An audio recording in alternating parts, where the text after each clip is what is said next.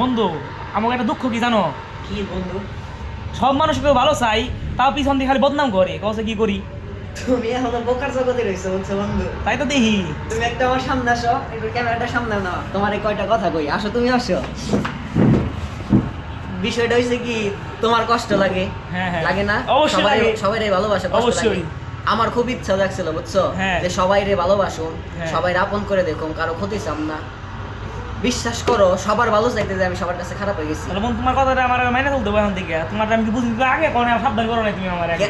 কেন কেন খারাপ হয়ে গেছি জানো? কি হয়েছে জানো? আসলে সবার ভালো চাইতে গেলে, সবার সাথে মিশতে গেলে তুমি হ্যাঁ। সবার কাছে খারাপ হবে। হ্যাঁ। কারণ কেউ চায় না যে সবার সাথে সবার পরিচয় থাকে, সবাই চায় যে আমার সাথে একান্তভাবে পরিচয় থাকে। মানুষ এরকম কেন হয়? আমি বুঝতে পারছি না এখন। বুঝলাম না, মানুষের সাথে ভালো মতো চলতে গেলে ব্যক্তিত্ব নষ্ট হয়ে যায় কেন নিজের বন্ধু? এটাই কত?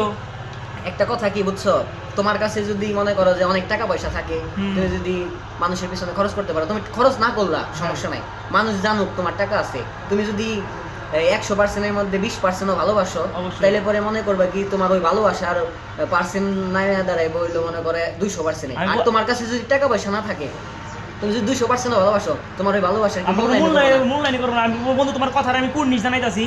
তুমি যে কথা কইছো এই কথার উপরে কোনো কথাই থাকতে পারে না। কারণ আমি সবাইরে ভালোবাসতে যে আমি বুঝছি যে সবাইরে ভালোবাসতে গেলে পরে ভালোবাসা পাওয়া যায় না, ভালোবাসা আরো হারাল লাগে। এর জন্য আমি আজকে থেকে বন্ধু তোমার কথা রুলস অনুযায়ী চলতেছি। তুমি যে মানে করলে নিজের ডরে গুছিয়ে নিছো, নিজের ব্যক্তিত্বটা আমি এমনি করে বন্ধন গুছিয়ে নিতেছি। ভালোবাসার কথা বাদ দাও, ভালোবাসার মায়ের বাপ। হ্যাঁ, আর ভালোবাসার মায়ের বাপ এবার হবে ট্রেন্ডিং ড্যান্স। ওকে।